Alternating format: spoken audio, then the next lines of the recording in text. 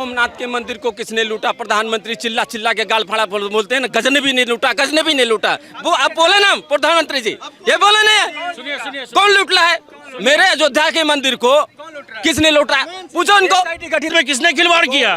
प्रभु श्री राम का आशीर्वाद समाजवादी पार्टी के कैंडिडेट को मिला है। ये अयोध्या हार गए। अब बोलेंगे कि विधानसभा हार गए, फैजाबाद हारे हैं। अरे हार गए। सुनिए, खाली अयोध्या नहीं आ रहे थे, अयोध्या आ रहे थे, रामेश्वरम अयोध्या आ रहे थे, रामेश्वरम आ रहे थे, और जो एसोसिएटेड थे ना राम मंदिर से, मतलब राम भगवान से, वो सारा सीट बीजेपी हारी थी 2024 में। पता है क्यों?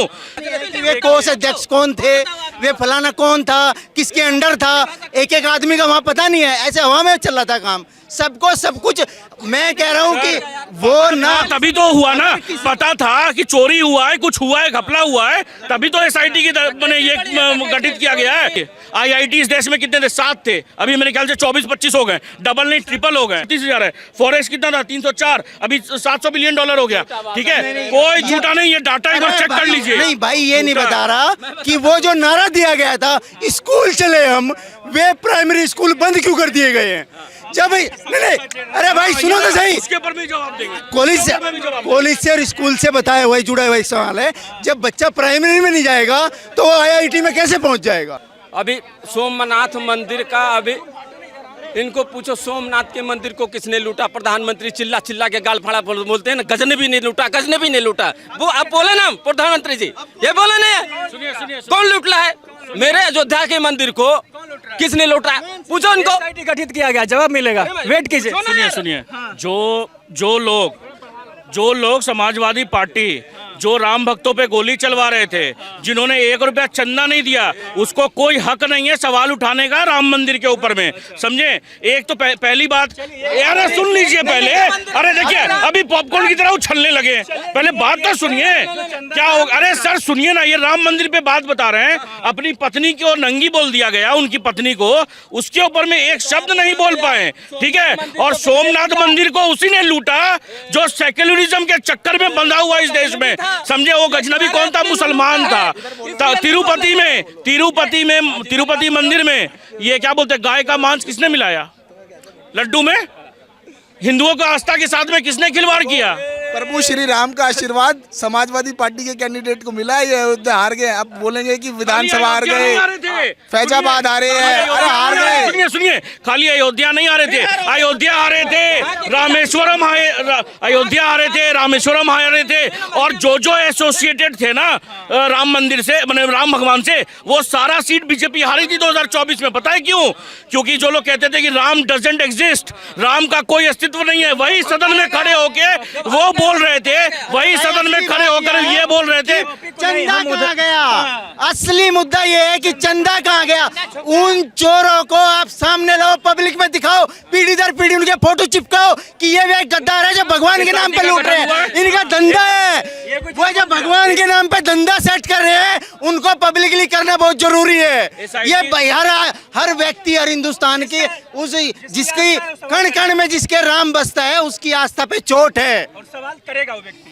ठीक है, सवाल, हाँ बिल्कुल सवाल करेगा सर, मैं ये मना नहीं कर रहा हूँ। और मैं भी बोल रहा हूँ कि इसमें एसआईटी का जो जांच हो रहा है वो पूरे निष्पक्ष तरीके से हो। 15 दिन का जो टाइम दिया गया ना, 15 दिन इंतजार करते हैं। सब कुछ दूध का दूध, पानी का पानी। और मैं बताना चाहता हूँ कि जो जांच हो और जो दोषी पाया जाए, सर ऐसा कैपिटल पनिशमेंट दे, ऐसा एग्जाम्पल सेट किया जाए कि आगे से वो 1 रुपया चुराने के काबिल ना रहे।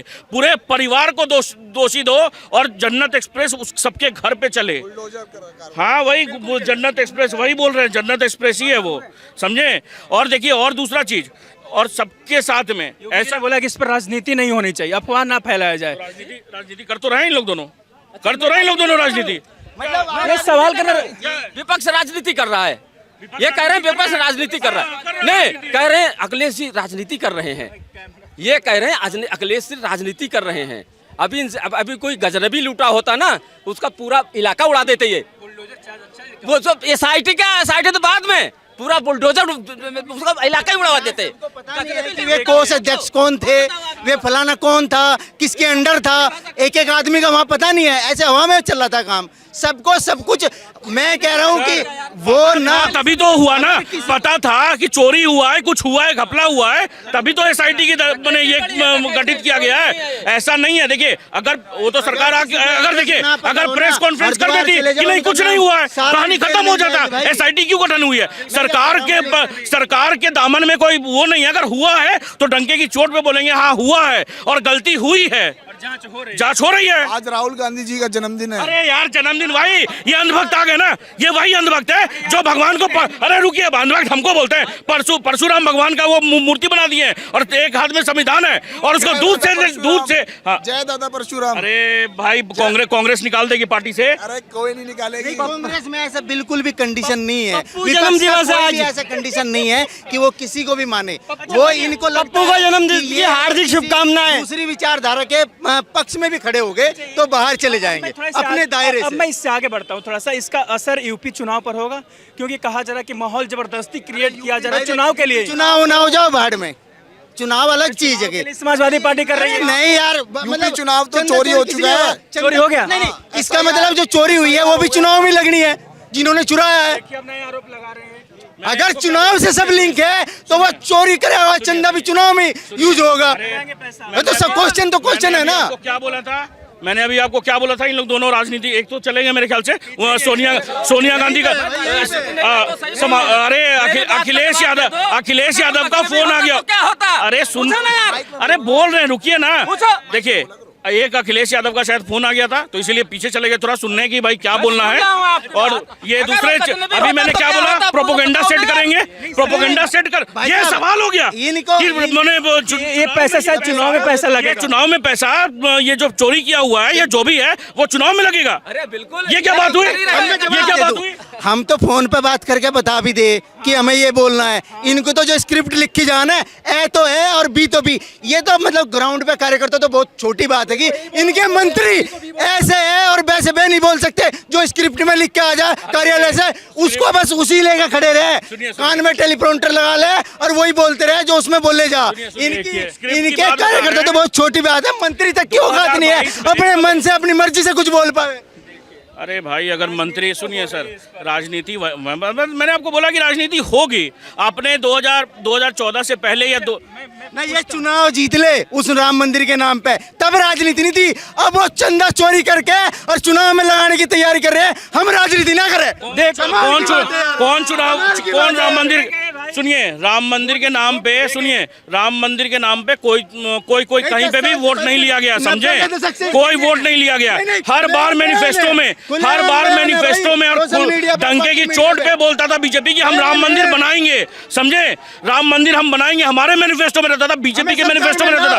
कांग्रेस में क्यों नहीं रहता था? उन्होंने कहा कि हमें सरकार में लाओ कि हम राम मंदिर बनाएंगे। अब जब राम मंदिर में चोरी हो गई है, चंदा चोरी हुआ है, उसकी जिम्मेदारी लेने से भाग रहे हैं। लिया तो जिम्मेवारी एसआईटी गठन तभी तो हुआ, यदि एक्सेप्ट किया तभी ना कि चोरी हुआ है। कत्ल करके फिर कहते थे मटन मेरे सामने हुआ है और मैं जिम्मेदारी ले रहा हूँ। बताइए, अगर समझ लीजिए भैया मेरा कत्ल कर देंगे तो इनके पर में कार्रवाई नहीं होगी। तो वही तो हो रही है, गजब चोरों को पकड़ लेंगे जो नीट एनटीए के पेपर के चोरों को नहीं पकड़ पाए। अरे कोचिंग माफिया नहीं पकड़ा गया? कौन? देखिए कुछ भी बोलेंगे। पकड़ा गया चाचा, पकड़ा गया। नीट के पेपर से जुड़े हुए लोग, अरे वे जो पैसे देने वाले थे उनको पकड़ो ना। जो अपने बच्चों का फर्जी डिग्री लेके और 10-10 मंजिली हॉस्पिटल बना के दे रखा है जिन्होंने, उन पे बात करो ना। चाचा वे जो माफिया है, चाचा इस पर अब राजनीति हो रही है, होना चाहिए राजनीति। पार्टियों को चंदा चोरी पर राजनीति होना चाहिए। चंदा चोरी पर राजनीति हो रही है और बच्चों का 22 लाख भविष्य खराब गया, उस पे चोरी हुई तो राजनीति नहीं हो रही। ये क्या करना क्या चाहते हैं? ये कैसे बात? सुनो मैं वो 22 लाख बच्चे कैसे विश्वास करेंगे चंदा चोरी में ईमानदारी बरती जाएगी? जो उनके पेपर लीक हो गए और दोबारा भी घबराए पड़े हुए हैं पेपर देने जाने के लिए। बोलना चाहते हैं, हो गया इनका बोलना। यहाँ पे हम लोग जितने लोग खड़े हैं, कोई जनरल होगा, कोई एससी होगा, एसटी होगा, कोई ओबीसी होगा, ठीक है? सभी होगा, मेरे को नहीं पता कोई होगा, ठीक है? अरे कोई भी हो, एक बात बताइए, जनरल का बच्चा 90% ला करके वो पास नहीं होता है, मगर SC ST वाला बच्चा 45 नंबर ला करके पास हो जाता है। इसके ऊपर में रिजर्वेशन खत्म नहीं होना चाहिए? वहाँ पे बच्चा आत्महत्या नहीं कर रहा है? वहाँ पे बच्चा आत्महत्या कर रहा है कि नहीं कर रहा है? ये बताइए। मैं देता हूँ। मैं जवाब दूंगा। देखो भाई का कहना है कि जनरल का बच्चा जिसकी पॉपुलेशन मैक्सिमम 15% सरकार का डाटा है, उसी हिसाब से वे सीट है ना। ये कह रहे हैं उनको सीट नहीं मिल पा रही। क्वेश्चन ये होना चाहिए कि निकम्मी सरकारें नई कॉलेज नई इंस्टीट्यूट खड़े करे, डबल करे जाए, डबल किए गए, डबल हो गए हैं। सुनिए, डबल हो गए हैं, ऐसा नहीं है।